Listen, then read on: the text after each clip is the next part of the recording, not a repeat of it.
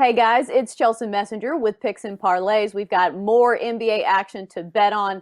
The playoffs are here, and we've got plenty of exciting games to dive into. If you like our content, we'd really appreciate it if you give us a like, share our stuff, and if you want a notification every time we post a new video, hit the bell. Right now, we're delving into Mavs Clippers Game 6. We've got Craig Trapp joining us to talk this series that's been really entertaining to watch, especially last game, Luka Doncic hitting a buzzer beater as the Mavericks won it in overtime. The series is tied at 2. The Clippers are favored in game 5, -6.5. Over under is 236.5, which sounds ridiculous. But the way these guys have been scoring, and especially with the Clippers, they say they're a good defensive team, but you see some of the scores on these games, yeah, that number is going to be high. So, Craig, what's the play you're looking at? Well, especially if you're the Clippers and you don't have your best defender in Patrick Beverley. So, I mean, they just have one less guy. I mean, when you're facing a guy like Luka that's playing out of his mind, he's playing like James Harden or as good as James Harden, and it's just impossible to stay in front of. So, you would like to have some extra bodies to put at Luka. So, I'm definitely looking at the underdog, the Clippers here. We've seen every other game. So, Clippers covered in 1 and 3 and the Mavs in 2 and 4. But I just think you have so much momentum coming off of that game winner.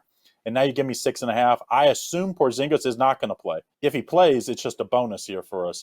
But I just think you have to stay with the hot team in Dallas Mavericks. If you force me on the total at 236, I would say over, because this has been all about over in this series and in these playoffs. So I think it's going to be a high-scoring game again. Right, 236 definitely looks super high, but we've seen these Mavericks, this Mavericks team hit overs even without Luka and Porzingis. Some of their role players can step up and score at will. Playing defense, not so much. But I remember when Luka and Porzingis both didn't play, and they still scored 122 points. So that being Yep. said, the over might not be, a terrible play. It might be a sweat, especially, if somebody starts off cold. Yeah, I guess that's my pick, is the over. I'm going to be sweating, especially with the way Although close Luka's games, Chelsea, shooting. close games, What? these close games, we've seen these close games. They score like 14 points with fouls and everything in the last couple minutes of these games. So we've seen a lot of sweats on these big ones. But man, the way these teams score and shoot the ball, and like you said, Luka is he's not shooting at a great percentage, but when he needs it, he makes it. Right. And playoff P, Paul George has been ice cold. 3 of 14 from the field last game, 1 of 7 from the 3-point line for just 9 points last game. He's got to score more than that this game. I don't expect him to be that cold all series long. Yeah, he's been terrible, but if you can find a good player prop on him, I would look at him to score, more than 9 points. And plus, that's another factor for the total. If Paul George can get going, maybe more points can be added in the mix. I don't know how much more you need. When you see a total of 236, you just don't expect it to go way over. But I mean, these two teams can both go 130s. I mean, I think it's a nice play, but I think the better play is the Mavericks, because I just think when you played like the Mavericks did, they were down 20 points in the first quarter, reeled them back in, win in overtime. Luka with the big, of course, walk-off winner from the 3-point line. I think Luka has another huge game, and he was on a bum ankle. Just a couple more days of to recuperate that ankle. So I like Luka and the Mavericks. I don't know if they win outright, but I do like them with all those points. Give me the 6.5.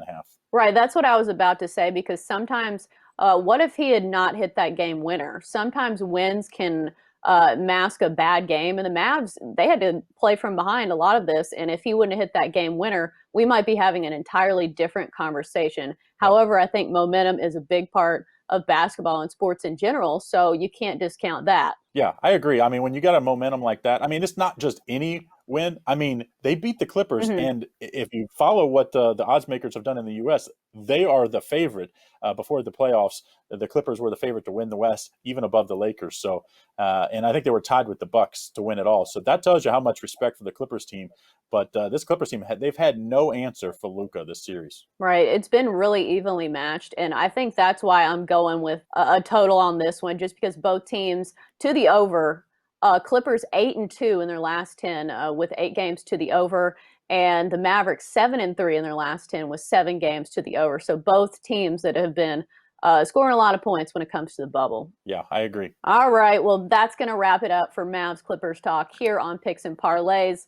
Best of luck to everyone playing it. I think I might need some luck, but Yeah. thanks as always, Craig Trapp, for joining us on Picks and Parlays.